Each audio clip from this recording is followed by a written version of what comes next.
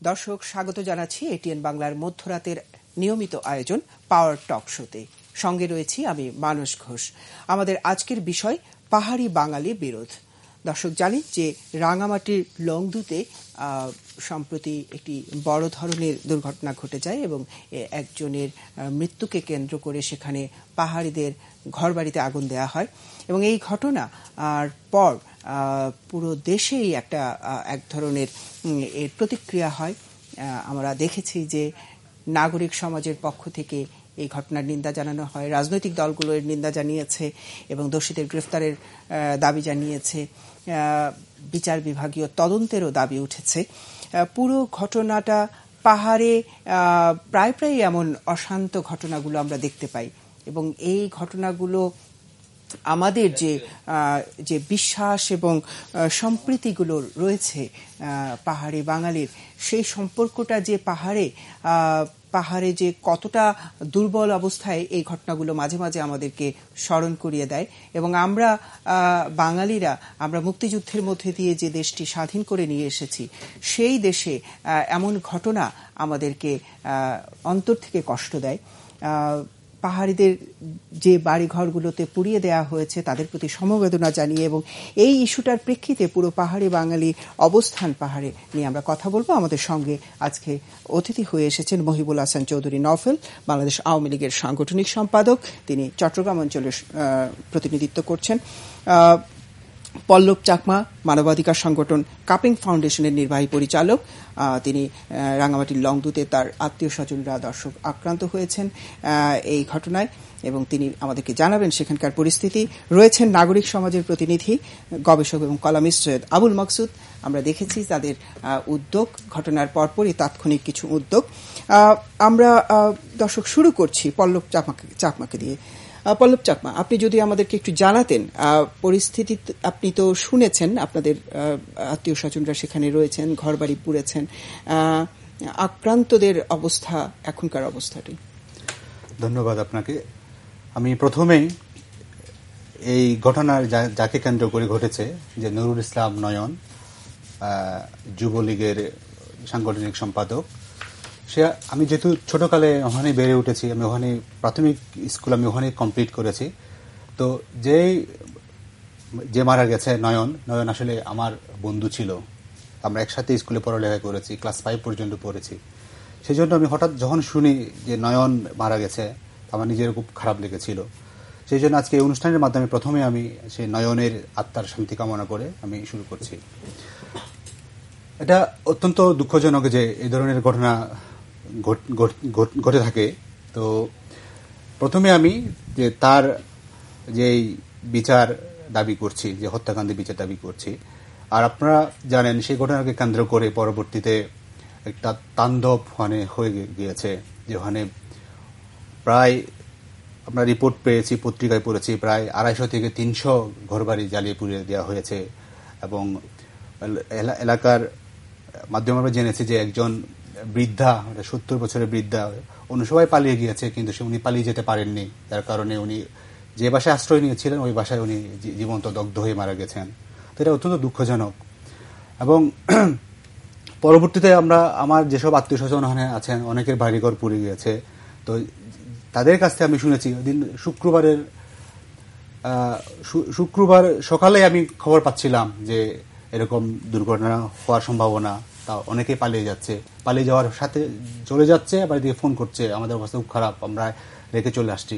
আরো 5-10 মিনিট পরে ফোন করে বলছে তারা আগুন দেওয়া হয়েছে, ধোঁয়া উঠতেছে, আমরা পালিয়ে যাচ্ছি জীবন প্রাণ নিয়ে কোন রকম। তো এটা হতে 9:30 10টা থেকে শুরু হয়েছে, প্রায় 12টা পর্যন্ত কন্টিনিউ ছিল নাকি। পরবর্তী জানলাম যে লংগদু 3 টিলা, যেটা লংগদু সদরের সবচেয়ে নিকটে যে 3 টিলা গ্রাম, ওইটা পুড়ে যায়। পরবর্তী ওইটার পরে 22টা পাড়া নামে আরেকটা পাড়া আছে, চাকমার পাশে বাঙালিরাও আছেন, ওটাও পুড়ে যায়। ওখান থেকে আরেকটু দূরে, সদর থেকে প্রায় 2.5-3 কিলোমিটার দূরে হবে, এটা হলো মানিক জোর ছড়া। তো ওখানেও পরে আক্রমণ করে বাড়িগুলো পুড়িয়ে ফেলা হয়। শুধুমাত্র যে তাৎক্ষণিকভাবে আবেগের বশবর্তী হয়ে আমি আগুন জ্বালিয়ে দিলাম, তখন আমরা হয়তো মনে করতাম যে 5-10টা বাড়ি পুড়ে গেল, ঠিক আছে। কিন্তু আমরা ঘন্টার পর ঘন্টা 9:30 থেকে শুরু করে 12টা পর্যন্ত যে আগুন জ্বালানো দেওয়া হলো, যে মানিক জোর ছড়া, এটা সদর থেকে প্রায় 2.5-3 কিলোমিটার দূরে, 2.5-3 কিলোমিটার দূরে গিয়ে যখন বাঙালিরা পাহাড়িদের বাড়িতে আগুন দিচ্ছিল, তখন কিন্তু স্বাভাবিকভাবে প্রত্যাশা ছিল যে আইন শৃঙ্খলা রক্ষাকারী বাহিনী ওখানে তাদেরকে ঠেকাবে, ওখানে নিবৃত্ত করবে। কিন্তু আমরা লক্ষ্য করেছি তারা এটা করে নাই। অধিকন্তু আমরা শুনেছি মানিকজোর ছড়াতে যার পাহাড়ি নারী শিশুরা তো অনেক আগে তারা পালিয়ে গিয়েছে। যারা যুবক যারা ছিল, পুরুষ যারা ছিল, তারা সবাই মিলে একটা ছিল যে মানিকজোর ছড়াতে অন্তত আমরা, এটি যেহেতু পুরো সম্পূর্ণ পাহাড়ি এলাকা, আমরা এখানে অবস্থান করব, আমরা পুরুষরা এখানে অন্তত আমরা প্রোটেকশন দেওয়ার চেষ্টা করব। তারা প্রায় 250 পুরুষ ওখানে ছিল মানিকজোর ছড়াতে। পরে 11:30-12টার দিকে যখন ওখানে ঢুকে বাঙালিরা, তখন এরা প্রতিরোধ করার জন্য তারাও নিজেরা এখানে আগায় যায় পাহাড়িরা। কিন্তু পরবর্তী নাকি আইন শৃঙ্খলা রক্ষাকারী বাহিনী ব্ল্যাঙ্ক ফায়ার করে যারা বাঙালিদের পেছনে ছিল। তো ব্ল্যাঙ্ক ফায়ার করার পরে তারা ছত্রভঙ্গ হয়ে বিভিন্ন জায়গায় চলে যায়, এবং সেই সুযোগে কিন্তু মানিকজোর ছড়াটা, যেটা পুরো পাহাড়ে অধ্যুষিত, এখানে কোনো বাঙালি ফ্যামিলি নাই, এটা কমপ্লিটলি এটা আগুনে পুড়ে যায়। তো আগুনে পুড়ে গেল, কোন রকম জীবন নিয়ে প্রাণ নিয়ে পালিয়ে গেল। কোথায় আশ্রয় নিল? হয় নিজেদের আরো ভিতরে, নিজেদের কেউ কেউ নিজেদের আত্মীয় স্বজনের বাড়িতে, আর কেউ খোলা আকাশের নিচে। তো এখন তো বৃষ্টি বাদলার দিন, এই শিশু নারীরা কালকে আমাকে ফোন করছিলেন যে বিশেষ করে এই মুহূর্তে তাদের তো খাদ্য তো কোন রকম 1-2 দিন খাচ্ছে আত্মীয় স্বজনের কাছ থেকে নিয়ে, অত আত্মীয় স্বজন নিজেরাই উদ্যোগ হয়ে খাওয়াচ্ছে। কিন্তু যে শিশুরা এখন ঠান্ডায় তাদের বিভিন্ন রোগ হচ্ছে, তাদের ওষুধের অভাব, এখন যারা বাড়িঘর পুড়ে গেল তাদের মশারির অভাব, মশারি নাই, কারণ এই বৃষ্টি বাদলার দিনে মশার খুব প্রকোপ বেশি। তো এই ব্যাপারগুলো নিয়ে তারা খুব হতাশ। আমরা কোথায় যাব? শান্তি চুক্তি হয়েছে, কিন্তু আমরা 19-20 বছর পরে এখন আমরা শান্তি খুঁজে পাই না। যার কারণে তারা বলছিল যে আমরা সরকারে 3-4 দিন হয়ে যাচ্ছে, সরকারের পক্ষ থেকে আমরা এখনো কোনো ত্রাণ সামগ্রী পাই নাই। যদিও ঘটনার পরবর্তী দিন যে ডিসি মহোদয় এবং এসপি মহোদয় গিয়ে পরিদর্শন করে তারা ঘোষণা করেছেন যে তারা ত্রাণ সামগ্রী দেওয়া হবে, কিন্তু তারা আজ পর্যন্ত নাকি কোনো ত্রাণ সামগ্রী পায় নাই।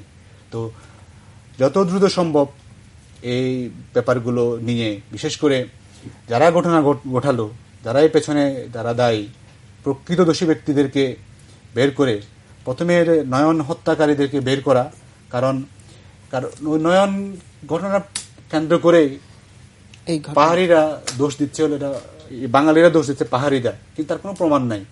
আমরাও চাই প্রকৃত দোষী, পাহাড়ি হোক বাঙালি হোক, বের হোক, অপরাধী চিহ্নিত হোক এবং অপরাধীর শাস্তি হোক। সৈয়দ আবুল মকসুদ, আপনি শুনছিলেন পল্লবের বক্তব্য এবং সে বর্ণনা দিচ্ছিল সেই সময়ে তাদের অবস্থান এবং টেলিফোনে যে কনভারসেশনগুলো। আমরা মোটামুটি এরকম ঘটনাগুলো জেনেছি, আমরা দেখেছি আপনাদের একটা উদ্যোগ, কোনো একটা দেশ যখন ক্রান্তিলগ্নে পৌঁছে নাগরিক সমাজের অবস্থান, এবারও আপনাদের একটি অবস্থান দেখেছি, আপনারা রাজধানীতে একটি বড় ধরনের সমাবেশ করেছেন, কিছু বক্তব্য নিয়ে এসেছেন। কিভাবে সংগঠিত হলেন আপনারা, কিভাবে বিষয়টিকে দেখছেন? ধন্যবাদ মানুষ। আমরা যেটা বললেন যে আমরা নাগরিক সমাজ কোনো ঘটনা ঘটলে এইভাবে সংগঠিত হই, কিন্তু সেটা যথেষ্ট না। একটা রাষ্ট্রে যদি এই ধরনের ঘটনা ঘটে, কখনো কখনো ধরেন ঘটে একটা হত্যাকাণ্ড ঘটলো, সেটারও প্রতিবাদ করি হয়তো অনেক সময় আমরা, কিন্তু যখন এইখানে যে ঘটনাটা ঘটেছে এটা কিন্তু খুব বড় ঘটনা। কারণ কয়েকশো বাড়িঘর জ্বালিয়ে দিয়েছে। তার কিছুদিন আগে আমাদের আরেকটা ঘটনা ঘটল নাসিরনগরে, আবার তার বছর 2 আগে আবার ঘটেছে একটা রামুতের এইরকম জ্বালিয়ে দেওয়ার ব্যাপারটা। একটা জিনিস আমরা লক্ষ্য করছি যে এই ধরনের যারা সংখ্যালঘু দুর্বল জনগোষ্ঠী, যারা প্রতিহত করতে পারবেন না, সেখানে যখন সংখ্যাগরিষ্ঠ জনগোষ্ঠীর মানুষ আক্রমণ করে, তো সেখানে তো ধরেন তাদের আর কোনো রেজিস্ট করার, প্রতিহত করার কোনো উপায় থাকে না তাদের পক্ষে। তাহলে কি তাদের পক্ষে রাষ্ট্র থাকা উচিত, এবং রাষ্ট্রের বলতে হলে আইন শৃঙ্খলা রক্ষাকারী বাহিনী। এবং আরেকটা জিনিস আমরা অনেক সময় বলি না, সেটাও খুবই গুরুত্বপূর্ণ, যে ওখানে যে সমস্ত স্থানীয় সরকারের প্রতিনিধি আছেন, উপজেলা চেয়ারম্যান ইউনিয়ন পরিষদের চেয়ারম্যান হেডম্যান তাদেরও, কিন্তু যদি সংখ্যালঘুদের হেডম্যান হয় তাহলে এবার তো সেও তো অসহায়। এইখানে যে ঘটনাটা পল্লবের কাছ থেকে যেটা শুনলাম আমরা, এটা আমরা আগেও শুনেছি, ওই দিনই ফোন করে আমাকে বলেছিল ওকে। তো তারপরে আমরা দেখলাম যে তো একটা এই মানুষগুলির আমরা এখন তো তাদের আর বাড়িঘর কোনো মন্ত্র দিয়ে বানিয়ে দিতে পারবো না আমরা, কিন্তু যে অসহায় অবস্থার ভিতরে পড়েছে তাতে তাদের তো একটা ব্যবস্থা করা দরকার। কিন্তু আজকে এখন যেটা পল্লব বললেন তাতে এখনো পর্যন্ত যে ওই 5 কেজি চাল দিয়ে এটা রান্নাটা করবে কিভাবে তারা? তাতে হাঁড়ি পাতিল নাই, অন্য জায়গায় বনের ভিতরে তারা আশ্রয় নিয়েছেন, আত্মীয় স্বজনের বাড়িতে হোক বা যেখানে হোক না কেন। কিন্তু আমরা এটা যেটা দাবি করছি যে এই যে ঘটনাটি ঘটলো এবং এটা পল্লব যেটা বললেন যে যুবলীগ নেতা নিহত হয়েছেন সেটাও বেদনাদায়ক এবং সেটার তদন্ত হওয়া উচিত ছিল। এবং এই ধরনের যদি একটা হত্যাকাণ্ড ঘটে ওই রকমের একটা এলাকায়, আপনার উত্তপ্ত এলাকায়, তাহলে যে সেখানে আর একটা গোলমাল একটা রিয়াকশন হতে পারে, এটা তো আমার প্রশাসনের হ্যাঁ। তো সেই জিনিসটি আমাদের কাছে আমরা খুব বিস্মিত যে এই হত্যাকাণ্ডের পরে যে একটা এই ঘটনা না হোক, ছোটখাটো একটা গন্ডগোল মারামারি যে হতে পারে এরকম তো একটা আশঙ্কা ছিল। তো সেইটা তো প্রিভেন্টিভ মেজার বা মানে প্রতিরোধমূলক কিছু তো প্রশাসনকে আমরা নিতে দেখিনি। সেই জন্যই আমরা বলছি যে এটা খুবই বেদনাদায়ক যে যুবলীগ নেতা মারা গেছেন, নয়ন যার নাম। তা সেই জন্য আমরা চেয়েছি যে একটা তদন্ত কমিটি করে, সেই তদন্ত কমিটি একজন নিরপেক্ষ রিটায়ার্ড ডিস্ট্রিক্ট জাজ হোক বা এই ধরনের কেউ উনি হবেন, এবং সেইখানে প্রশাসনের প্রতিনিধি একজন থাকবেন, জেলা প্রশাসনের প্রতিনিধি থাকবেন এবং জনসংহতি সমিতিরও একজন প্রতিনিধি থাকবেন। তারা যদি অবিলম্বে এই ঘটনাটা, দুটি ঘটনা, একটা ঘটনা হলো যে ওই হত্যাকাণ্ডটা ঘটেছে, তো সেটারও তো একটা বিচার হতে হবে, সেটার সঙ্গে সেটার ব্যাপারে যারা দায়ী তাদেরও আইনের আওতায় আনতে হবে। দ্বিতীয় ঘটনা হলো যে ওইটার জের ধরে যদি আমরা প্রচলিত ভাষায় বলি যে অ্যাংরি মব, যেটাকে মানে আপনার উন্মত্ত জনতা, সে উন্মত্ত জনতাকে থামানোর জন্য তো রাষ্ট্র আছে। উন্মত্ত জনতা তো আপনার যেরকম করবে এটা তো পাওয়া গেছে। আর তারপরে কথা হলো যে 9টা থেকে 12টা পর্যন্ত 3 ঘন্টা ব্যাপী এই ঘটনাটা ঘটেছে। তার ভিতরে আইন শৃঙ্খলা রক্ষাকারী বাহিনী অন্তত ওই জায়গাগুলোতে গিয়ে প্রোটেকশন দিতে পারতো, সেটা দেয়নি। এটা তাদের বিরাট ব্যর্থতা। তো সব কিছু মিলে আমরা অবস্থাটার একটা ব্যাখ্যা সরকারের কাছ থেকে দাবি করি, নাগরিক সমাজের পক্ষ থেকে করি, কারণ তারা আমাদের দেশেরই মানুষ। কিন্তু বিশেষভাবে তাদের ব্যাপারে আমাদের উদ্বেগটা এই জন্যে যে তারা সংখ্যায় কম, তারা ধর্মীয় সংখ্যালঘু, তারা জাতিগত সংখ্যালঘু, তারা প্রত্যন্ত একটা বিশেষ এলাকায় তারা বাস করেন, যেখান থেকে আমাদের এইখানে যদি আপনার এই কারওয়ান বাজারে কোনো ঘটনা ঘটে তাহলে পরে আপনার এখান থেকে তেজগাঁও থানা হোক বা নিকটবর্তী যে থানা আছে সেই থানা অন্তত 10-15 মিনিটের ভিতরে থানায় খবর দেওয়া যাবে। কিন্তু এইখানে এলাকা দুর্গম এলাকা, তো দুর্গম এলাকার জন্য সরকারের ব্যবস্থাটাও সেরকম থাকতে হবে। তো সেই জিনিসটা আমরা দেখিনি। এবং এই যে রাষ্ট্রের যে অবহেলা, এই অবহেলা কিন্তু রাষ্ট্র করতে পারে না, কারণ রাষ্ট্রের সাংবিধানিক অধিকার লঙ্ঘন, মানবাধিকার লঙ্ঘন। এবং সবচেয়ে বেদনাদায়ক যে এই যে প্রায় 1000-2,500 লোক হবে তো বোধ হয় যে ওই এলাকার নাকি যারা বাস্তুহারা হয়েছে, যারা এই বাড়িঘর 250 বাড়িতে থেকে 300 হলে 4 জন করে যদি থাকে তাহলে 2,500 লোক। তো এই লোকগুলি তারা যে আজকে কষ্টের ভিতরে রয়েছে, যেটা পল্লব যেটা বললেন যে বাচ্চা আছে তার মধ্যে অনেক, তারপরে হলো এখন মশার উপদ্রব বেড়েছে এই সময়টায়, সে মশার উপদ্রবের কারণে হলো তারা করতে পারছে না, তার মশাই চালিয়ে দিয়েছে সবকিছুই। আর একটা জিনিস যেটা আমি বলতে চাই সেটা হলো যে সাধারণ মানুষের মধ্যে আমাদের ধারণা আছে, আমরা যারা সুবিধাভোগী শ্রেণী এই শহরের, আমাদের ধারণা আছে যে পাহাড়ে যারা বাস করেন তারা হলো একটা ঝুপড়ি টুপড়ি বানিয়ে থাকেন, তারা ওই বাড়ি পুড়িয়ে দিলেই বাকি আর থাকলেই বাকি, এই ভাবটাই। আসলে তা না। এখন কিন্তু একটা মধ্য শ্রেণীর মতন তৈরি হয়েছে, একটু অবস্থা ভালো অনেকেরই হয়েছে। তাছাড়া কিছুদিন আগেই ধান উঠেছে, সেখানে সেই সমস্ত ধান টান সমস্ত পুড়ে গেছে। আর হলো তো এখন মধ্যবিত্ত, এক ধরনের মধ্যবিত্ত আমি বলবো, এটা প্রত্যন্ত এলাকা, তার বাড়িতেও টেলিভিশনও কারো কারো বাড়িতে আছে, সেই টেলিভিশনটা পুড়ে গেছে, মানে সম্পদ সেখানে আছে। আগে যেটা আমাদের কালকে এক লোক বলেছে যে তাদের তো বাড়িঘরই যে আগে যেরকম ছবিতে যেরকম, ছবি আর বাস্তব জীবন তো এক না। ছবি তো কোন আমলের, সংসারেরই কিছু প্রতিটা সংসার, সবচেয়ে দরিদ্র যে মানুষটি তার ঘরে এমন কিছু থাকে যা হারিয়ে গেলে তার জীবনে স্মৃতি হারিয়ে যায়। সেই জন্য আমরা এটা করেছিলাম যে যাতে এটা এই মানুষগুলোর ক্ষতিপূরণের জন্য। এবং কালকে আমিও দাবি করেছি যে এই তাদের বাড়িঘর রামুতে যেরকম সরকার আপনার করে দিয়েছে, রামুতে অতি দ্রুত পুনর্নির্মাণ করে দিয়েছে, এইখানেও সেইভাবে যাতে তাদেরকে পুনর্বাসনের জন্য দুটো জিনিস, একটা হলো যেটা আপনি জিজ্ঞাসা করেছেন আমাকে নাগরিক সমাজের প্রতি, একটা হলো আমরা একটা পূর্ণাঙ্গ তদন্ত চেয়েছি এবং 7 দিনের মধ্যে সেই তদন্ত, এটা এমন জটিল কিছু না, তাড়াতাড়ি করতে পারবে। দ্বিতীয় ব্যাপারটি হলো যে তাদের পুনর্বাসন, তাদের ঘর বাড়ি বানিয়ে দেওয়া। আমরা একটু শুনে আছি বাংলাদেশ আওয়ামী লীগের সাংগঠনিক সম্পাদক মহিবুল হাসান চৌধুরী নফলের কাছ থেকে। ঘটনার পর প্রতিক্রিয়াটা আপনি কিভাবে দেখেছেন? ধন্যবাদ আপনাকে। প্রথমেই আমি আসলে এই যে একটি ঘটনা ঘটে গেছে, আমি বলতে চাই এটাকে বিচ্ছিন্নভাবে দেখার কোনো অবকাশ নেই। পাহাড়ে যে লংদুতে যে ঘটনাটি ঘটেছে, অবশ্যই আমরা যিনি নিহত হয়েছেন আমাদের দলের একজন কর্মী ছিলেন, তাকে যারা হত্যা করেছে এটা সেখানে তদন্ত করার জন্য আমাদের আইন প্রয়োগকারী বাহিনীরা আছেন, তদন্তকারী সংস্থা আছেন, তারা তদন্ত করে দেখবেন। এবং আমরা অবশ্যই তার আত্মার মাগফিরাত কামনা করছি এবং তার খুনিদেরকে অবশ্যই আমাদেরকে চিহ্নিত করতে হবে।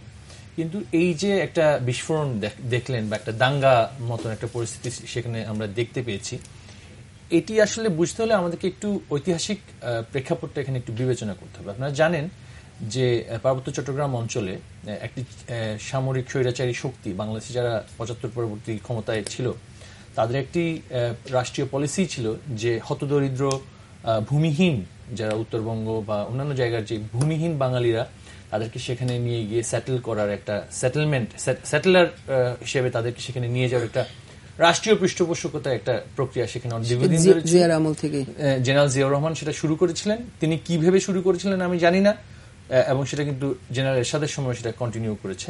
এবং সেই থেকে কিন্তু পাহাড়ে যে অশান্তি সেটা কিন্তু তখন থেকেই এই যে ভূমিহীন বাঙালিদেরকে সেখানে নিয়ে সেটেল করা হয়।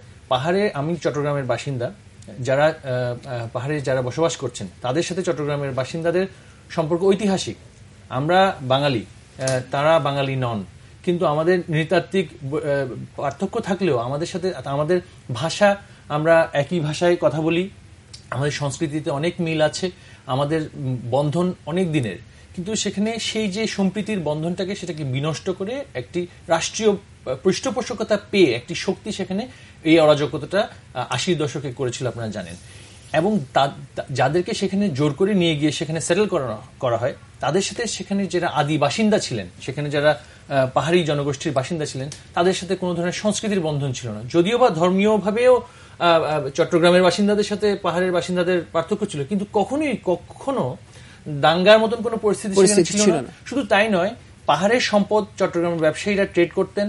সেখানে যে টিম্বার আছে, সেখানে নানান ধরনের মশলা প্রোডাকশন হতো, সেটা চট্টগ্রাম ব্যবসায়ীরা ঐতিহাসিকভাবে চট্টগ্রাম বন্দর দিয়ে ট্রেড করতেন। এবং একটা ভ্রাতৃত্বের বন্ধনে পাহাড়ের মানুষ এবং সমতলের মানুষের মধ্যে একটা সুসম্পর্ক ছিল।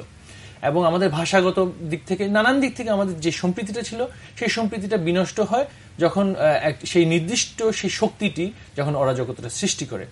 এবং একই প্রেক্ষাপটে আপনাদেরকে বুঝতে হবে যে সেখানে একটি সাম্প্রদায়িক একটি শক্তির উত্থান হয়েছে। কারণ সেই যে হতদরিদ্র ভূমিহীন বাঙালিদেরকে সেখানে নিয়ে যাওয়া হয়, তাদের মধ্যে এক ধরনের ধর্মীয় উগ্রপন্থী ধর্মভিত্তিক সাম্প্রদায়িক জাতীয়তাবাদের একটা চেতনার সৃষ্টি একটি সুনির্দিষ্ট গোষ্ঠী সেখানে করে। তারা মধ্যপ্রাচ্য থেকে নানান সময় তারা ফাইন্যান্সিং পায়, নানান প্রেক্ষাপটে তাদের সৃষ্টি হয়। এবং শুধু তাই নয়, রাষ্ট্রীয়ভাবেও কিন্তু সময় সময় তাদেরকে পৃষ্ঠপোষকতা দেওয়া হয়েছিল। আপনারা জানেন যে দীর্ঘকাল বাংলাদেশে একটি দক্ষিণপন্থী ডানপন্থী সরকার বাংলাদেশের ক্ষমতায় আসীন ছিল, এবং ভারতের সাথে সম্পর্ক বা ভৌগোলিক সম্পর্ক বা পাকিস্তানের সাথে যে সম্পর্ক, এর একটা পার্শ্ব প্রতিক্রিয়া কিন্তু পাহাড়ে আমরা দেখতে পেয়েছি। এবং আমি মনে করি আজকের যে বাস্তবতায় আজকে যে ঘটনাটি ঘটেছে, সেই ঐতিহাসিক ঘটনার একটি বর্তমান একটি রূপ বলে আমি মনে করি। কিন্তু আমাদেরকে একই সাথে মনে রাখতে হবে, বঙ্গবন্ধু কন্যা জননেত্রী শেখ হাসিনা 1996 সালে যখন তিনি ক্ষমতায় আসেন, তিনি সারা বিশ্ববাসীকে তাক লাগিয়ে দিয়েছিলেন যে শান্তি চুক্তি এক রাউন্ড গুলিও না করে নতুন সরকার, কারণ তিনি শান্তিতে বিশ্বাস করতেন, তিনি পাহাড়ের মানুষকে ভালোবাসতেন, চট্টগ্রামের মানুষকে ভালোবাসতেন, সারা দেশের মানুষকে ভালোবাসতেন, এবং তিনি সম্পূর্ণ আলাপ আলোচনার মাধ্যমে তিনি এক শান্তি চুক্তি সেখানে করেন। এবং সেই শান্তি চুক্তি যখন নেগোসিয়েশন হচ্ছিল, তখন আমি তখন বয়স কম ছিল, আমি সেখানে যখন পাহাড়ে যাওয়ার সৌভাগ্য হয়েছিল। আমার বাবা সেই শান্তি চুক্তির টিমের অন্যতম একজন নেগোসিয়েশনের দলের একজন অংশগ্রহণকারী ছিলেন, এবং সেই শান্তি চুক্তি তখন হয়।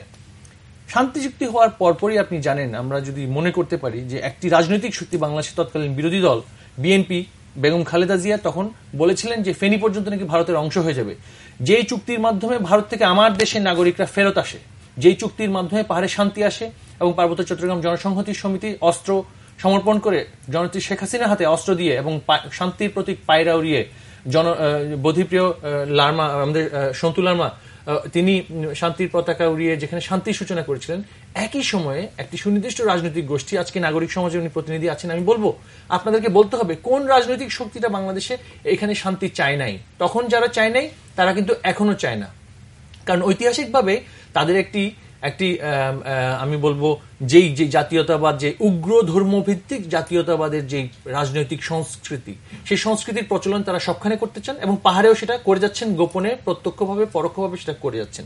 এর পার্শ্ব প্রতিক্রিয়া হচ্ছে যে মাঝে মাঝে আমরা যে দাঙ্গা দেখি এবং যে সম্প্রীতির অভাবে যে ধরনের ক্ষয়ক্ষতি হয় সেগুলো দেখি, সেটা কিন্তু এক ধরনের পার্শ্ব প্রতিক্রিয়া।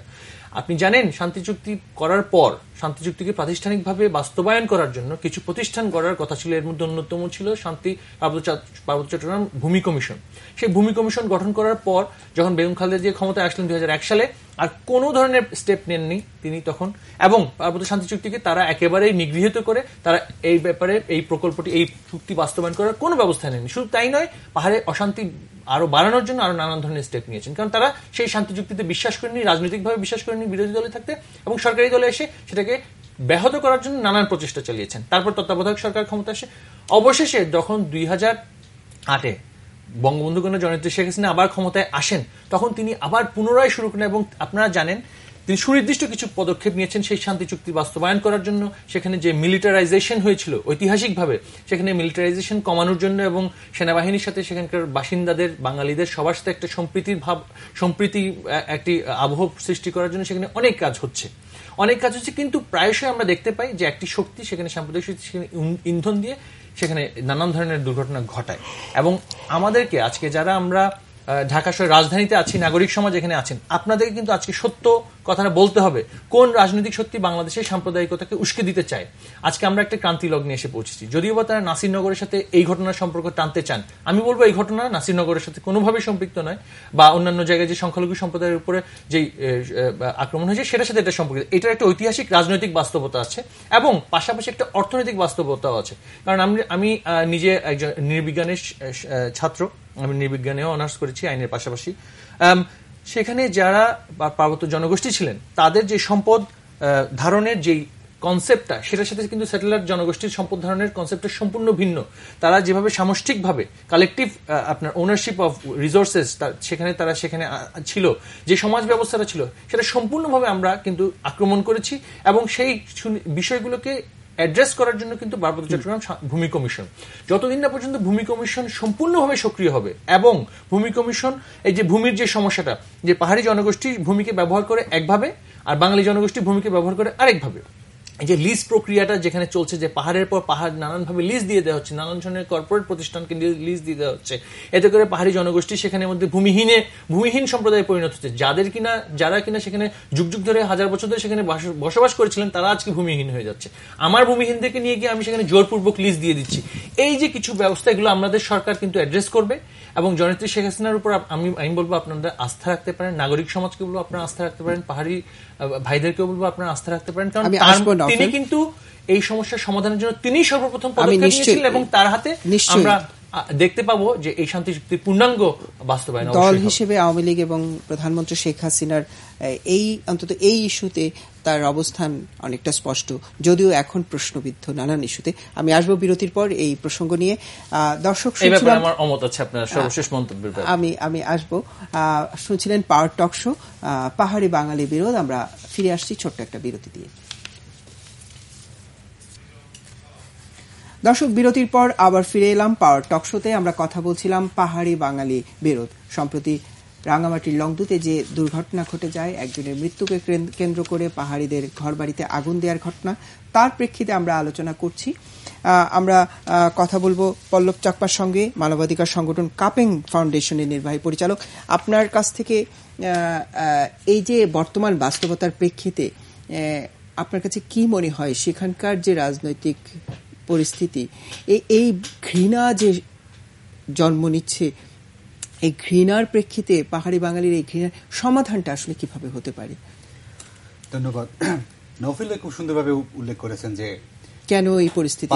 পাহাড়িরা কিন্তু ধরেন স্বাধীনতার পরপরই যখন এই আমরা স্বাধীন একটা দেশ পেলাম, স্বাধীন দেশের কাছে অনেক কিছু আমাদের চাওয়া পাওয়ার ছিল, অনেক প্রত্যাশা ছিল। যেমন আমরা দাবি করেছিলাম আমাদের তখনকার সময়ের আমাদের জাতীয় পরিষদ সদস্য যে মানবেন্দ্র নারায়ণ লারমা, তো উনি যখন সংবিধান রচনা হচ্ছিল তখন উনি পার্বত্যবাসীর পক্ষ থেকে উনি আমাদের স্বতন্ত্র জাতিসত্তার পরিচয়ের স্বীকৃতি দাবি করেছিলেন। তো দুর্ভাগ্যজনকভাবে তা করা হয় নাই, যদিও পরবর্তীতে বঙ্গবন্ধু শেখ মুজিবুর রহমান ওনাকে কথা দিয়েছিলেন যে ঠিক আছে, আমরা পাহাড়ি মানুষদেরকে ক্ষমতা দিব, আমরা জাতীয় এই মেইনস্ট্রিম পলিটিক্সের সাথে, উন্নয়নের সাথে আমরা তাকে একীভূত করব, কিন্তু সেই ক্ষেত্রে আপনার সহযোগিতা আমাদের প্রয়োজন হবে। যার কারণে তিনি বাকশালে যোগ দেওয়ার জন্য ওনাকে আহ্বান জানিয়েছিলেন এবং উনি কিন্তু বাকশালে যোগদান করেছিলেন মানবেন্দ্র নারায়ণ লারমা। কিন্তু দুঃখজনকভাবে ৭৫ সালের এই দুঃখজনক ঘটনার পরিপ্রেক্ষিতে কিন্তু পুরো সিনারিও চেঞ্জ হয়ে যায়। তো উনি যেটা উল্লেখ করেছেন যে পরবর্তীতে বিভিন্ন সামরিক, আমি বর্তমানটা একটু শুনি আপনার কাছ থেকে। বর্তমানে ধরেন যে প্রেক্ষাপট ছিল, আসলে কি রাজনৈতিক কোনো শক্তি সেখানে প্রভাব বিস্তার করতে পারে পাহাড়ে? এটা কি পাহাড়িদের পক্ষ থেকে নাকি ওভারঅল? আমি ওভারঅল পাহাড়ের কথাই বলছি। আচ্ছা, জনপ্রতিনিধিদের তাদের ভূমিকা বা এটা কি যখন ধরেন এই করা হলো, যেমন পাহাড়িদের ভূমিতে যখন সেটেলারদের পুনর্বাসন করা হলো, যখন ভূমিকেন্দ্রিক যে দ্বন্দ্ব সৃষ্টি হলো, তখন কিন্তু বাঙালি কমিউনিটির সাথে, বিশেষ করে হতো সেটেলার বাঙালিদের সাথে, আদি বাঙালিদের সাথে আমাদের কোনো সমস্যা নেই, বরং আমাদের খুব ভালো সম্পর্ক তাদের সাথে। তো যে একটা দ্বন্দ্ব সৃষ্টি হলো, অবিশ্বাস সৃষ্টি হলো, আস্থার অভাব দেখা দিল, যার কারণে কিন্তু ওই শান্তি চুক্তির পরবর্তীতেও কিন্তু আমরা সেগুলো অ্যাড্রেস করতে পারি না ঠিক মতো। যার কারণে কিন্তু কোনো একটা ঘটনা ঘটলেই, সাধারণ একটা ঘটনা ঘটলে এটা পাহাড়ি বাঙালি দাঙ্গাতে রূপ নেয়। যেমন হলো এরকম, যেমন এবার নয়নের লাশ পাওয়া গেল, এটা কিন্তু নতুন ঘটনা না, এর আগে আরো অনেক ঘটনা। এই যে আপনার নানিয়াচরে একটা এরকম সেম একজন মোটরসাইকেল ড্রাইভারের লাশ পাওয়া গেল, তাও আবার এটা পাওয়া গেল পাহাড়ি বসতি এলাকায়।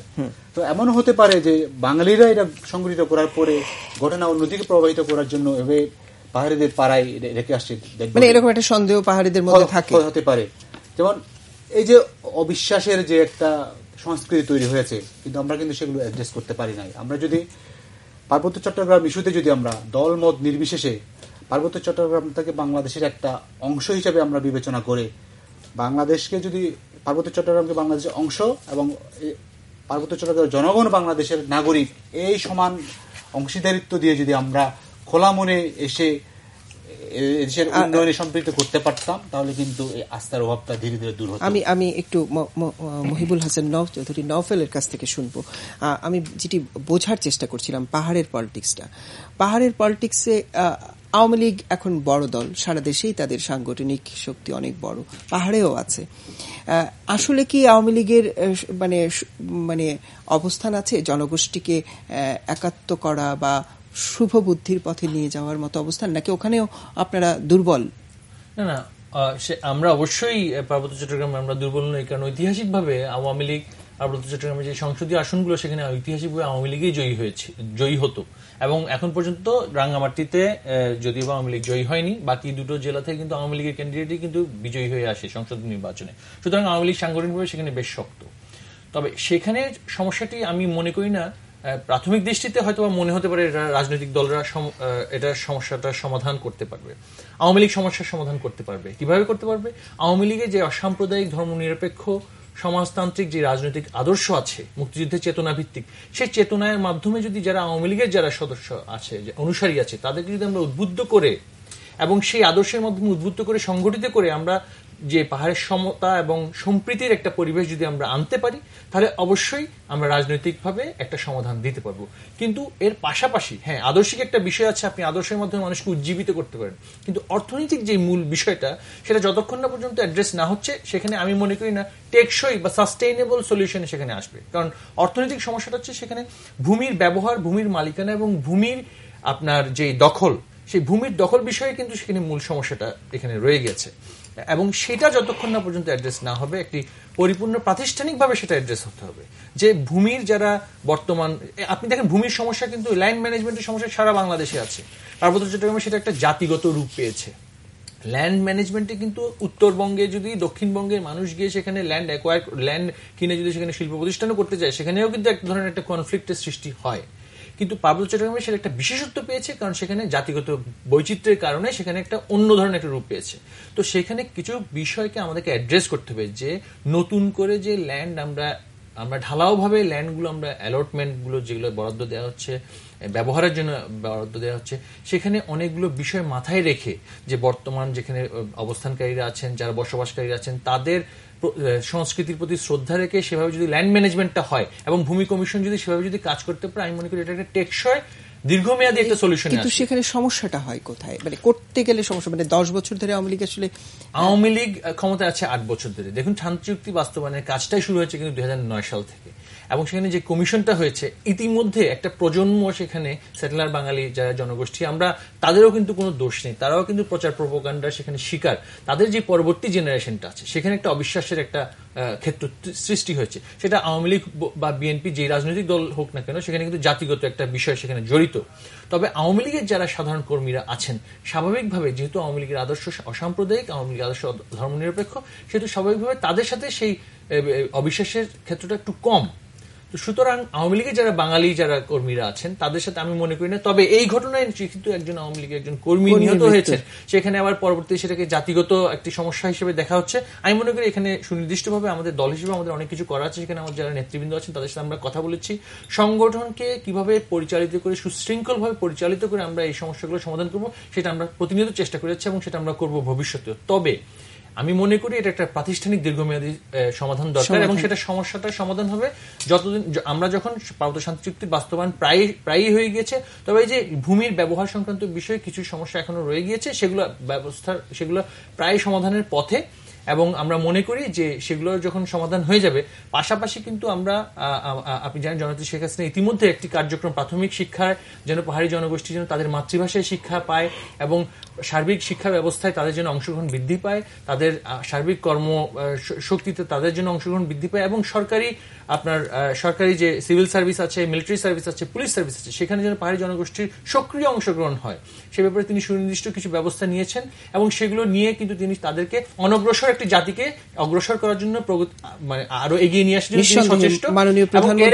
কিন্তু ইতিমধ্যে আমরা পেয়েছি, আপনি জানেন যে পাহাড়ি জনগোষ্ঠী থেকে অনেক জায়গায় এখন সুপ্রতিষ্ঠিত, এখন বাংলাদেশের নানান জায়গাতে কিন্তু পুলিশ সার্ভিসে, মিলিটারি সার্ভিসে এবং সিভিল সার্ভিসেও আমাদের অনেক, এবং আমি আইনাঙ্গনে আছি, আইন পেশার সাথে জড়িত আছি, সেখানে কিন্তু অনেক আমাদের বন্ধু বান্ধব আছে যারা পাহাড়ি জনগোষ্ঠীর থেকে এসেছেন, এবং বিদেশেও কিন্তু তারা নানানভাবে সুনাম বৃদ্ধি করেছেন দেশের। এই যে এগিয়ে আসাটা সম্ভব হয়েছে কারণ একটি রাজনৈতিক দল দীর্ঘদিন ধরে কিন্তু অসাম্প্রদায়িক রাজনীতি করে গেছে বলে সেই স্কোপটা ছিল, নাগরিক সমাজের সেই স্কোপটা ছিল, এবং জননেত্রী শেখ হাসিনা সেই নির্দিষ্ট কিছু ব্যবস্থা নিয়েছেন বলেই আজকে সেটা সম্ভব হয়েছে। আমি মনে করি দল হিসেবে আমাদের অনেক দায়িত্ব রয়েছে, আমরা সেই দায়িত্বগুলো নিঃসন্দেহে আওয়ামী লীগের উপর নিঃসন্দেহে দল হিসেবে দায়িত্ব রয়েছে, আওয়ামী লীগ সরকারের উপর দায়িত্ব রয়েছে, কারণ মানুষের আস্থার জায়গাটা অনেকখানি আওয়ামী লীগ যখন নেয়, গ্রহণ করে, তখন তাকে প্রতিদান মানুষ দেখতে চায়। সৈয়দ আবুল মকসুদ, আপনি শুনছিলেন এই আলোচনাটি, ওখানে একটি দীর্ঘ রাজনৈতিক প্রেক্ষাপটের কারণেই এই আলোচনাটি আজকে এসেছে, কিন্তু বাস্তবতা হচ্ছে তারপরও হিংসা বিদ্বেষ পাহাড়ে রয়েছে। বাস্তবতা হচ্ছে লংদুর মতো ঘটনাগুলো ঘটছে, প্রশাসনের এক ধরনের নীরব আচরণের অভিযোগ এসছে।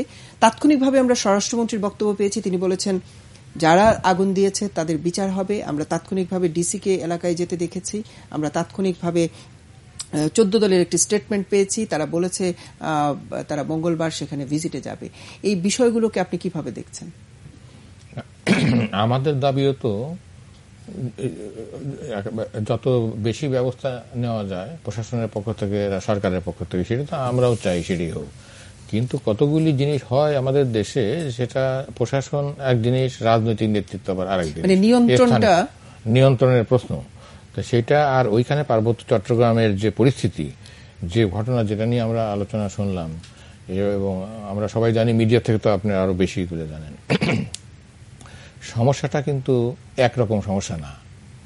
এটা তো জাতিগত সমস্যা তো একটা আছেই, সেটা ধরলাম, কিন্তু সেটাও যে খুব থাকতো না।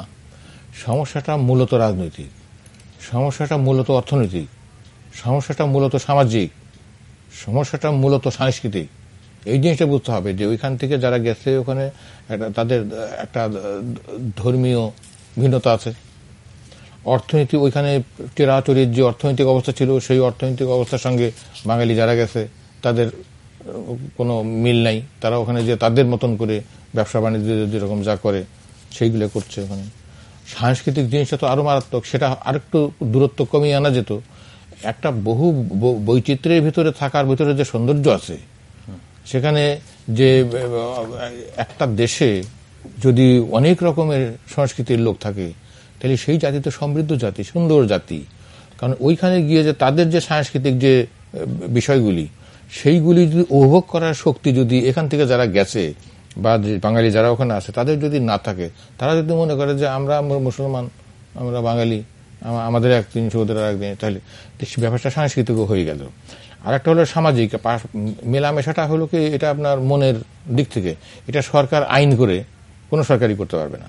তারপরে তো সরকার, যেহেতু এই সরকার, এই দলই যখন শান্তি চুক্তি করেছে, তো সুতরাং এই দলের একটা দায়বদ্ধতা আছে, এবং সেই দায়বদ্ধতা থেকে যে তারা সরে গেছে তাও না। আমরা তো আন্দোলন অব্যাহতভাবে করছি, আপনি দেখছেন যে এটা নিয়ে মিটিং করছি, কয়েকদিন পর